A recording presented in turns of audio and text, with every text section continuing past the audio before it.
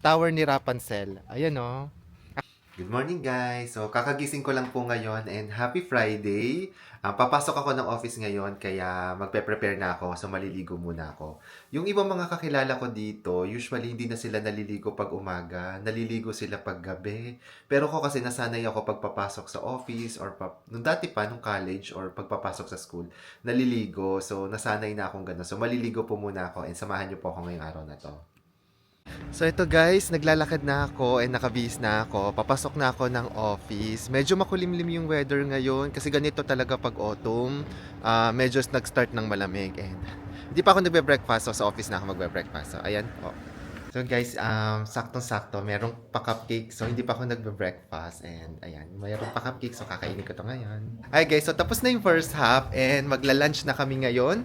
And kasama ko yung mga Pinoy na office mate. Ayan, si Rachel, si Namao, si Benz at saka si Josh. So kakain kami ngayon sa Pizza Rebellion. Tapos, after nung kaming kumain, meron palang palaro ngayon yung company namin. So sumali kami sa escape room. Ano siya, parang charity event siya. So, mamaya samahan nyo kami. Kain po muna kami sa Pizza Rebellion. Yan. So, nandito na kami sa Pizza Rebellion. Ayan sila. So, umorder na kami ng mga kakainin namin. Ayan, Benson, si Josh, tsaka si Mau. So, kakain muna kami. Hi, sir! Sir, chef, ano? Yung chef ng Pizza Rebellion. Hay ka naman dito, sir. So, dumating na yung mga pizza namin. In-order namin itong mushroom, tapos ito chicken, at saka margarita. So, ayan, naghahati-hati na. Hati-hating magkakapatid.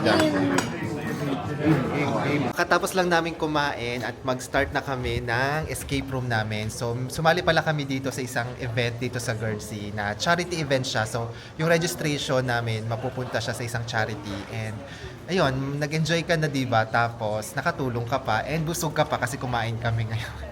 So, ayan, mag-start na po tayo. Samahan nyo kami. Guys, patatapos na kami sa escape room namin at ang tagal namin. Ang hirap ng mga puzzle. Tapos, nandito kami ngayon sa may tower ni Rapunzel. Ayan o. Actually, pwede siyang akyatin. Next time, akyat ako dyan. Papakita ko sa inyo. Pero ngayon, babalik na kami ng office. So, ay, sa wakas natapos din. Last na to. So, after 1.5 hours, natapos na namin yung mga puzzle-puzzle dito. So, medyo matagal siya, at least natapos namin. May isa kaming in-skip, hindi namin kinaya.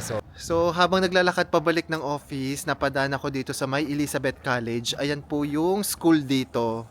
Yung school, parang school ni Princess Sarah. Ang taray, di ba? Ayun, ang ganda.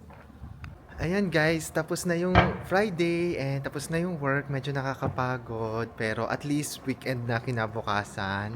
So ayun po yung araw ko ngayon. Bahay lang, work, tapos lunch with office mates.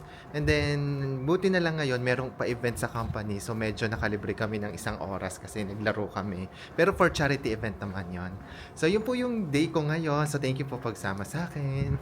Bye-bye!